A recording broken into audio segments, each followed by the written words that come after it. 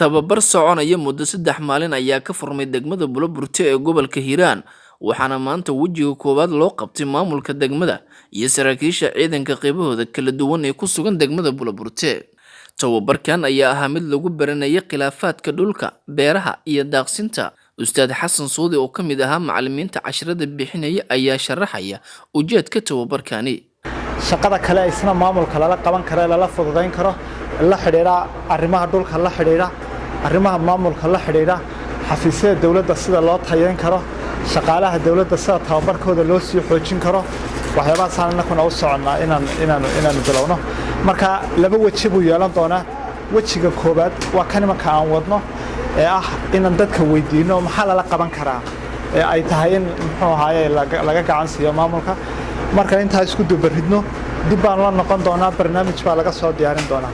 kaas ka dambana wuxuu inoo sheegi doonaa wixii la qabanayo laftiisa marka maanta waxaan la tashan doonaa maamulka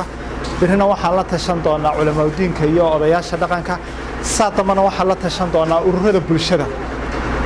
dhalinyarta iyo haweenka iyo qolo walba baahiyooda kala duwan marka saddexda cisho insha Allah marka shaqada qabano ayaan isku dubaridi doonaa hadii Ilaahay ka dhigo. Duqa degmada Maxamed Fiido Cawaale Gorgorshe ayaa ka mahadceliyay tababarkan waxa uu sheegay inay faa'iido u tahay degmada tababarada ceenkan oo kala dhammaan maamulka degmada saraakiisha ururada bulshada qaybaheeda kala duwan hay'adda UN Habitat raga ka socda oo noo wada seminaarka dhammaantood waxaan ku salaamaa salaanta islaamku salaamu calaykum waraxmatullaahi wabarakaatu bacdu salaam waxaan rabaa seminaarkan maanta wuxuu ku saabsanahay arrimaha khilaafaadka dhulka beeraha daaqsinta ku saabsanahay alxamdulillaah si fiican oo noogu qabsoomay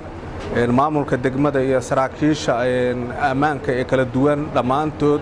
hay'adaha kala duwan oo dhan waxaan uga doodnay maanta si hufan aad iyo aad aynu ugu mahadsan yihiin dood dheer ka bacdi doodii iyo meel ayaa la iskula shubay waxaan rajaynaynaa Ilaahay idankiisa oo noqodka ka dambeeya inaan maanta aan si ka fiican aan hadii Alla idmo aan wax iskula fahmi doono aad iyo aad ayaynu u mahadsan yihiin qolada ka socota hay'adda UN Habitat iyo maalgeliyaasha OM iyo dhammaan midowga Yurub oo dhan waa mahadsan yihiin waxaan ka sugaynaa insha Allah ta'ala khilaafaadkan iyo wixii lagu xalli lahaa iyo mashaariic badan iyo degmadaan oo degmo go'doon ah iyo wax badan aan ka sugi doonaa hadii Ilaahay idmo u jeedaan. Waxaa iska kaashaday tababarkan wasaaradda howlaha guud ee Hirshabelle dawladda hoose ee degmada iyo hay'adaha UN Habitat iyo IOM.